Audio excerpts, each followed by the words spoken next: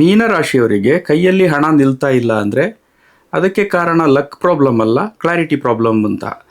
ಮೀನರಾಶಿಯವರಿಗೆ ಯಾವುದೇ ರೀತಿಯ ಹಣಕಾಸಿನ ಸಮಸ್ಯೆ ಇದ್ರೂ ಕೂಡ ಅದಕ್ಕೆ ಮೂಲ ಕಾರಣ ಬಂದು ಒಂದು ಕ್ಲಾರಿಟಿ ಇಲ್ಲದ ಒಂದು ಧಾರಾಳಿತನ ಆಗಿರ್ತದೆ.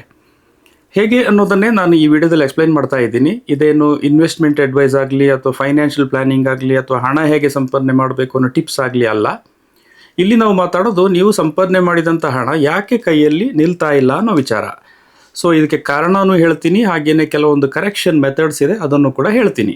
ಮೀನರಾಶಿ ಬಂದು ಗುರುವಿನ ಎನರ್ಜಿ. ಸೊ ಹೀಗಾಗಿ ಇಂಟ್ಯೂಷನ್, ಇಮ್ಯಾಜಿನೇಷನ್, ಸರೆಂಡರ್ನ ರಾಶಿ ಇದು.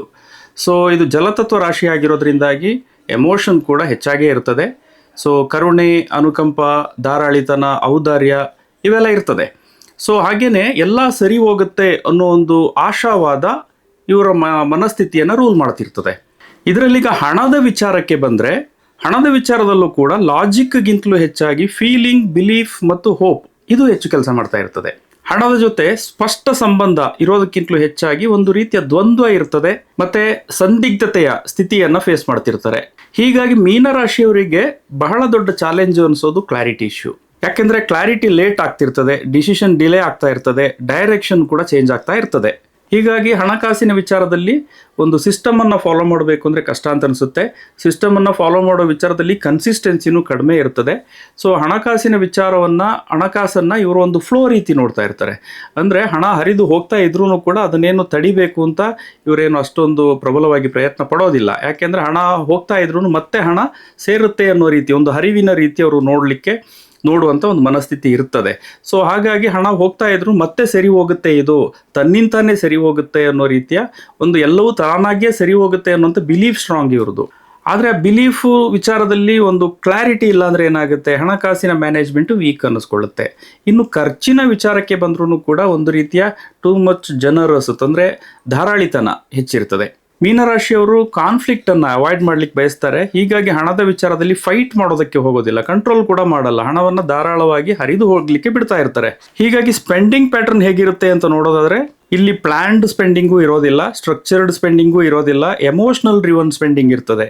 ಹೆಲ್ಪ್ ಮಾಡಬೇಕು ಅನ್ನೋ ಅರ್ಜ್, ಸಿಂಪತಿ ಸ್ಪೆಂಡಿಂಗ್, ಇಲ್ಲ ಅಂದರೆ ತಪ್ಪು ಅನ್ನೋ ಇನ್ನರ್ ಕಾನ್ಫ್ಲಿಕ್ಟ್, ಈ ವಿಚಾರಗಳು ಇವರ ಹಣಕಾಸಿನ ವಿಚಾರದಲ್ಲಿ ಸೋರಿಕೆಯನ್ನು ಉಂಟು ಮಾಡ್ತಾ ಇರ್ತದೆ. ಹಾಗಂತ ಇವರೇನು ಆರಾಮಾಗಿದ್ಬಿಡ್ತಾರೆ ಅಂತಲೂ ಅಲ್ಲ. ಯಾವಾಗ ಇದು ಸಮಸ್ಯೆ ಲೆವೆಲ್ಗೆ ಬರ್ತದೋ ಆವಾಗ ನಾನು ಯಾಕಪ್ಪ ಹೀಗೆ ಮಾಡಿದೆ ಅಂತ ಗಿಲ್ಟು ಕೂಡ ಕಾಡುತ್ತೆ, ಅಪರಾಧಿ ಪ್ರಜ್ಞೆನೂ ಬರ್ತದೆ. ಕೊನೆಗೆ ಇವರು ಒಂದು ರೀತಿಯ ವಿಕ್ಟಿಮ್ ಫೀಲಿಂಗಿಗೂ ಕೂಡ ಜಾರುವಂಥ ಒಂದು ಅಭ್ಯಾಸ ಇರ್ತದೆ. Confusion, emotional decision, spending without clarity ಅಂದರೆ ಕ್ಲಾರಿಟಿ ಇಲ್ಲದೆ ಸ್ಪೆಂಡ್ ಮಾಡೋದು, ಶಾರ್ಟ್ ಟರ್ಮ್ ರಿಲೀಫ್ ಅಂದರೆ ಆ ಮೂಮೆಂಟಿಗೆ ರಿಲೀಫ್ ಬೇಕು ಅಂತ ಸ್ಪೆಂಡ್ ಮಾಡೋದು, ಮತ್ತು ಲಾಂಗ್ ಟರ್ಮ್ ಸ್ಟ್ರೆಸ್, ಸೆಲ್ಫ್ ಬ್ಲೇಮು, ಇದು ಮೀನರಾಶಿಯವರ ಟಿಪಿಕಲ್ ಮನಿ ಸೈಕಲ್ ಆಗಿರುತ್ತದೆ. ಸೊ ಹಾಗಂತ ಎಲ್ಲ ಮೀನರಾಶಿಯವರಿಗೂ ಇದು ಒಂದೇ ರೀತಿ ಇರ್ತದೆ ಅಂತಲ್ಲ. ಆಯಾಯ ಜಾತಕಕ್ಕೆ ಅನುಗುಣವಾಗಿ ಹಣಕಾಸಿಗೆ ಸಂಬಂಧಪಟ್ಟಂಥ ಗ್ರಹಗಳ ಸ್ಥಿತಿ ಮತ್ತು ಲಗ್ನ ಇವು ಈ ವಿಚಾರವನ್ನು ಸಾಕಷ್ಟು ಮಾರ್ಪಾಡು ಮಾಡ್ತದೆ. ಆದ್ರೂ ಕೂಡ ಮೀನರಾಶಿಯವರ ಒಂದು ಮೈಂಡ್ ಸೆಟ್ ಇದೆ ನೋಡಿ, ಮೈಂಡ್ ಸೆಟ್ ಮತ್ತು ಮನಿ ಸೈಕಾಲಜಿ ಅಂತ ಏನಿದೆಯಲ್ಲ, ಇದು ಹೆಚ್ಚು ಕಡಿಮೆ ಇದೇ ರೀತಿ ಬಿಹೇವ್ ಮಾಡೋದು. ಇನ್ನು ಮೀನರಾಶಿಯವರ ಮತ್ತೂ ಒಂದು ಅಪಾಯಕಾರಿ ಪ್ರವೃತ್ತಿ ಅಂದರೆ ಹಣಕಾಸಿನ ವಿಚಾರಕ್ಕೆ ಸಂಬಂಧಪಟ್ಟಂಗೆ ಎಸ್ಕೇಪಿಸಮ್. ಅಂದರೆ ಈ ಅನ್ಕಂಫರ್ಟೇಬಲ್ ರಿಯಾಲಿಟಿಗಳು ಅಂತ ಏನಾದರೂ ಇದ್ದರೆ ಅದನ್ನು ಅವರು ಫೇಸ್ ಮಾಡೋ ಬದಲು ಅವಾಯ್ಡ್ ಮಾಡಲಿಕ್ಕೆ ಟ್ರೈ ಮಾಡ್ತಾರೆ. ಅಂದರೆ ಮನಿ ಟ್ರ್ಯಾಕಿಂಗ್ ಅವಾಯ್ಡ್ ಮಾಡ್ತಾರೆ, ಬಿಲ್ಸ್ಗಳನ್ನು ಪೇ ಮಾಡೋ ವಿಚಾರದಲ್ಲಿ ಮುತುವರ್ಜಿ ತೋರಿಸೋ ವಿಚಾರದಲ್ಲೂ ಕಷ್ಟಪಡ್ತಾರೆ. ಇದರಿಂದ ಕೆಲವೊಂದು ಸಂದರ್ಭಗಳಲ್ಲಿ ಬಿಲ್ಸ್ ಪೇ ಡಿಲೇ ಕೂಡ ಆಗುತ್ತೆ. ನಂಬರ್ಸನ್ನು ಫೇಸ್ ಮಾಡೋದು ಅಂದರೆ ಇವರಿಗೆ ಡಿಸ್ಕಂಫರ್ಟ್ ಅನಿಸುತ್ತೆ. ಲೇಟರ್ ನೋಡೋಣ ಅನ್ನುವಂಥ ಒಂದು ಮೈಂಡ್ ಸೆಟ್ ಇರ್ತದೆ. ಆದರೆ ಇದೇ ಮೈಂಡ್ ಸೆಟ್ ಇವರಿಗೆ ಫೈನಾನ್ಷಿಯಲ್ ಇನ್ಸ್ಟೆಬಿಲಿಟಿ, ಫೈನಾನ್ಷಿಯಲ್ ಡಿಫಿಕಲ್ಟೀಸನ್ನು ಕೂಡ ತಂದಿಡುವಂಥ ಸಾಧ್ಯತೆ ಇರ್ತದೆ. ಹೀಗಾಗಿ ಮೀನರಾಶಿಯವರ ಹಣಕಾಸಿನ ಸಮಸ್ಯೆಯ ರೂಟ್ ಕಾಸ್ ಏನು ಅಂತ ನೋಡೋದಾದರೆ, ಕ್ಲಾರಿಟಿ ಇಲ್ಲದೆ ಸ್ಪೆಂಡ್ ಮಾಡುವಂಥದ್ದು, ಅಪರಾಧಿ ಪ್ರಜ್ಞೆಯನ್ನು ಕಡಿಮೆ ಮಾಡೋದಕ್ಕೋಸ್ಕರ ಇವರು ಎಮೋಷ್ನಲ್ ಆಗಿ ಸ್ಪೆಂಡಿಂಗ್ ಮಾಡುವಂಥದ್ದು, ಮತ್ತು ಯಾರಿಗಾದ್ರೂ ಹಣ ಕೊಟ್ಟರೆ ಅದನ್ನು ಈಸ್ಕೊಳ್ಳೋ ವಿಚಾರದಲ್ಲೂ ಕೂಡ ಇವರು ಹಿಂದೇಟಾಗ್ತಾರೆ. ಹಣಕಾಸಿನ ವಿಚಾರದಲ್ಲಿ ಡಿಸ್ಕಷನ್ ಅನ್ನು ಕೂಡ ಅವಾಯ್ಡ್ ಮಾಡ್ತಾರೆ. ಈ ಕರುಣೆ, ಅನುಕಂಪ ಅನ್ನೋದೇನಿದೆಯೋ ಇದನ್ನು ಈ ಜವಾಬ್ದಾರಿಯ ವಿಚಾರದಲ್ಲಿ ಕನ್ಫ್ಯೂಸ್ ಮಾಡ್ಕೊಳ್ಳೋದು, ಮತ್ತು ಇದರಿಂದ ಒಂದು ಲಾಂಗ್ ಟರ್ಮ್ ಕಾನ್ಸಿಕ್ವೆನ್ಸಸ್ ಅಂತ ಏನು ಬರ್ಬೋದೋ ಅದನ್ನು ಅವರು ಇಗ್ನೋರ್ ಮಾಡೋದು. ಸೊ ಈ ರೀತಿ ಟೂ ಮಚ್ ಜನರಸ್ ಆಗಿರೋದೇನಿದೆಯೋ ಇದು ಮೀನರಾಶಿಯವರ ಹಣಕಾಸಿನ ಒಂದು ಸಮಸ್ಯೆಗೆ ಕಾರಣ ಆಗಿರ್ತದೆ. ಹಣಕಾಸಿನ ವಿಚಾರದಲ್ಲಿ ಕ್ಲಾರಿಟಿ ಇಲ್ಲದ ನಿರ್ಧಾರಗಳು, ಕನ್ಫ್ಯೂಷನ್ ಬೇಸ್ಡ್ ಮನಿ ಹ್ಯಾಂಡ್ಲಿಂಗ್, ಒಂದು ಸ್ಟ್ರಕ್ಚರ್ ಇಲ್ಲದಂಥ ಎಮೋಷನ್, ಮತ್ತೆ ಹಣಕಾಸಿನ ವಿಚಾರದಲ್ಲಿ ಒಂದು ಗಡಿ ಇಲ್ಲದೆ ಇರೋದು, ಏನು ಧಾರಾಳಿತನ ಇರ್ತದೋ ಅದಕ್ಕೊಂದು ಗಡಿ ಇರಬೇಕಾಗತ್ತೆ. ಆದರೆ ಆ ಗಡಿಯನ್ನು ಮೀರಿ ಇವರು ಧಾರಾಳಿತನವನ್ನು ಪ್ರದರ್ಶಿಸ್ತಾ ಇರ್ತಾರೆ. ಸೊ ಇಲ್ಲಿ ಅವಾಗ ಸೊಲ್ಯೂಷನ್ ಏನು ಅನ್ನೋ ಪ್ರಶ್ನೆ ಬರ್ತದೆ. ನಾನಿಲ್ಲಿ ಹಣಕಾಸಿನ ಒಂದು ಏನು ಹ್ಯಾಂಡಲ್ ಮಾಡೋ ಟಿಪ್ಸ್ ಅಂತಲ್ಲ, ಇದು ಬಂದು ಮೀನರಾಶಿಯವರಿಗೆ ಸಂಬಂಧಪಟ್ಟಂಗೆ ಒಂದು ಡೈರೆಕ್ಷನ್ ಬೇಕಾಗುತ್ತೆ ಅವರಿಗೆ, ಮತ್ತೆ ಒಂದು ಕಂಟ್ರೋಲ್ ಮೆಥಡ್ ಬೇಕಾಗುತ್ತೆ. ಸೊ ಅದರ ಬಗ್ಗೆ ನಾನಿಲ್ಲಿ ಎಕ್ಸ್ಪ್ಲೈನ್ ಮಾಡ್ಲಿಕ್ಕೆ ಹೊರಟಿದ್ದೀನಿ. ಇದರಲ್ಲಿ ರೂಲ್ 1 ರಿಟರ್ನ್ ಕ್ಲಾರಿಟಿ ಅಂತ. ಮೀನರಾಶಿಗೆ ಬಿಗ್ಗೆಸ್ಟ್ ಮೆಡಿಷನ್ ಅಂದರೆ ರೈಟಿಂಗ್. ಹಣದ ವಿಚಾರ ಏನಿದೆಯೋ ಇದು ತಲೆಯಲ್ಲಿ ಇರಬಾರ್ದು, ಪೇಪರ್ ಮೇಲೆ ಬರಬೇಕು. ಕ್ಲಿಯರ್ ರೂಲ್ಸ್ ಇದ್ದಾಗ ಕ್ಲಾರಿಟಿ ಇರ್ತದೆ, ಮೈಂಡು ಕೂಡ ಕಾಮ್ ಇರ್ತದೆ.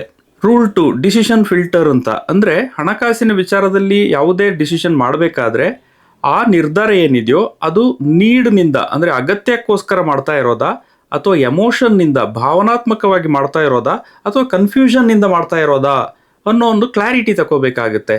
ಕ್ಲಿಯರ್ ಆನ್ಸರ್ ಸಿಗಲಿಲ್ಲ ಅಂದರೆ ಅಲ್ಲೇ ಸ್ಟಾಪ್ ಮಾಡಬೇಕಾಗುತ್ತೆ, ಆ ಡಿಸಿಷನ್ನೇ ತಗೊಳ್ಬಾರ್ದು. ರೂಲ್ 3 72 ಅವರ್ ಪಾಸ್ ಅಂತ. ಹಣದ ಡಿಸಿಷನ್ ತಗೊಳ್ಬೇಕಾದ್ರೆ ಕನ್ಫ್ಯೂಷನ್ ಕ್ರಿಯೇಟ್ ಆಯಿತು ಅಂದರೆ ಒಂದು ಪಾಸ್ ಕೊಡಬೇಕಾಗುತ್ತೆ. ಮೀನರಾಶಿಗೆ ಹೆಚ್ಚು ಕಡಿಮೆ ಒಂದು 72 ತಾಸು ಅಂದರೆ 3 ದಿನ ಆ ನಿರ್ಧಾರ ತಗೊಳ್ಳದೇ ಇದ್ರೆ ಒಳ್ಳೆಯದು. ಎಮೋಷನ್ ಸೆಟ್ಲ್ ಆದಮೇಲೆ ಬೇಕಾದರೆ ಡಿಸಿಷನ್ಗೆ ಬರ್ಬೋದು. ಇನ್ನು ರೂಲ್ 4 ಫೈನಾನ್ಷಿಯಲ್ ಬೌಂಡ್ರೀಸ್ ಅಂತ. ಇದು ಬಹಳ ಮುಖ್ಯವಾದಂಥ ಒಂದು ರೂಲು, ಇವರು ಫಾಲೋ ಮಾಡಬೇಕಾಗಿರೋದು. ಯಾಕೆಂದರೆ ಮೀನರಾಶಿಯವರ ಒಂದು ಟೂ ಮಚ್ ಜನರಸ್ ಒಂದು ಮೈಂಡ್ಸೆಟ್ಟು ಮತ್ತು ಒಂದು ಧಾರಾಳಿತನ, ಔದಾರ್ಯ, ಅನುಕಂಪ, ಕರುಣೆ ಇವು ಬಂದು ಹಣಕಾಸಿನ ವಿಚಾರದಲ್ಲಿ ಒಂದು ರೀತಿಯ ಸೋರಿಕೆಯನ್ನು ಉಂಟು ಮಾಡ್ತಾ ಇರ್ತದೆ. ಸೊ ಇದನ್ನು ತಡೆಯದೇ ಇದ್ದರೆ ಇವರ ಹಣಕಾಸಿನ ಸ್ಥಿತಿಗತಿ ಅನ್ನೋದೇನಿದೆ ಯಾವಾಗಲೂ ಕೂಡ ಫ್ಲಕ್ಚುಯೇಷನ್ನಲ್ಲೇ ಇರ್ತದೆ. ಅದು ಒಂದು ಸ್ಟೇಬಿಲಿಟಿಗೆ ಬರೋದು ಬಹಳ ಕಷ್ಟ. ಸೊ ಹೀಗಾಗಿ ಹೆಲ್ಪ್ ಮಾಡೋದು ಓಕೆ, ಸಿಂಪತಿನೂ ಓಕೆ, ಆದರೆ ಬಜೆಟನ್ನು ಕ್ರಾಸ್ ಮಾಡೋ ಹೆಲ್ಪ್ ಏನಿದೆಯೋ ಅದಕ್ಕೆ ನೋ ಅಂತ ಹೇಳಬೇಕಾಗತ್ತೆ. ಇಲ್ಲಿ ಬೌಂಡ್ರಿ ಇರಬೇಕು. ಬೌಂಡ್ರೀಸ್ ಹಾಕ್ಕೊಳ್ಳೋದು ಏನು ದೊಡ್ಡ ತಪ್ಪಲ್ಲ. ಅದನ್ನೇನು ನೀವು ತಪ್ಪು ಅಂತ ಅಂದ್ಕೊಂಡು ನೀವು ಅದನ್ನು ಅಪರಾಧಿ ಪ್ರಜ್ಞೆ ಅಥವಾ ಗಿಲ್ಟಿಗೆ ಜಾರುವಂಥ ಒಂದು ಪ್ರಮೇಯ ಏನಿಲ್ಲ. ಸೊ ಬೌಂಡ್ರೀಸ್ ಇದ್ದಾಗಲೇ ನಿಮಗೆ ಸೆಲ್ಫ್ ರೆಸ್ಪೆಕ್ಟ್ ಕೂಡ ಇರೋದು. ಇಲ್ಲಾಂದರೆ ಟೇಕನ್ ಫಾರ್ ಗ್ರಾಂಟೆಡ್ ಅನ್ನೋ ರೀತಿ ಪರಿಸ್ಥಿತಿಯನ್ನು ಎದುರಿಸಬೇಕಾಗತ್ತೆ. ಇನ್ನು ರೂಲ್ 5 ಸಿಂಪಲ್ ಬಜೆಟಿಂಗ್ ಅಂತ. ಮೀನರಾಶಿಯವರೇನು ಕಾಂಪ್ಲೆಕ್ಸ್ ಬಜೆಟಿಂಗ್ ಹಾಕೊಳ್ಬೇಕು ಅಂತೇನಿಲ್ಲ, ಅದು ಅವ್ರಿಗೆ ವರ್ಕ್ ಆಗೋದು ಇಲ್ಲ. ಒನ್ಲೈನ್ ರೂಲ್ ಕೂಡ ಸಾಕು. ಅಂದರೆ ಈ ತಿಂಗಳು ಇದಕ್ಕಿಂತ ಹೆಚ್ಚು ಖರ್ಚು ಮಾಡಲ್ಲ, ದ್ಯಾಟ್ಸ್ ಇಟ್. ಒಟ್ಟಾರೆಯಾಗಿ ಮೀನರಾಶಿಯವರಿಗೆ ಹಣಕಾಸಿನ ಸಮಸ್ಯೆ ಬರೋದು ಆದಾಯದ ಕೊರತೆಯಿಂದಲ್ಲ, ಅತಿಯಾದ ಧಾರಾಳಿತನದಿಂದ. ಕನ್ಫ್ಯೂಷನ್ನಲ್ಲಿ ತಗೊಳ್ಳೋ ಡಿಸಿಷನ್, ಔದಾರ್ಯತೆ, ಕರುಣೆ ವಿಚಾರದಲ್ಲಿ ಬೌಂಡ್ರಿ ವೀಕ್ ಆಗಿರೋದು ಇವು ಮುಖ್ಯ ಕಾರಣ ಆಗಿರ್ತದೆ. ಸೊ ಈ ವಿಚಾರದಲ್ಲಿ ಕ್ಲಾರಿಟಿ ಬಿಲ್ಡ್ ಆಯಿತು ಅಂದರೆ ಹಣಕಾಸಿನ ವಿಚಾರದಲ್ಲೂ ಕೂಡ ಆಟೋಮೆಟಿಕ್ ಆಗಿ ಸ್ಟೇಬಿಲಿಟಿ ಬಿಲ್ಡ್ ಆಗುತ್ತೆ. ಸೊ ಮುಂದಿನ ಎಪಿಸೋಡ್ನಲ್ಲಿ ಮುಂದಿನ ರಾಶಿಯ ಒಂದು ಮನಿ ಸೈಕಾಲಜಿ ಬಗ್ಗೆ ಎಕ್ಸ್ಪ್ಲೈನ್ ಮಾಡ್ತೀನಿ ಸ್ನೇಹಿತರೆ. ನಮಸ್ಕಾರ.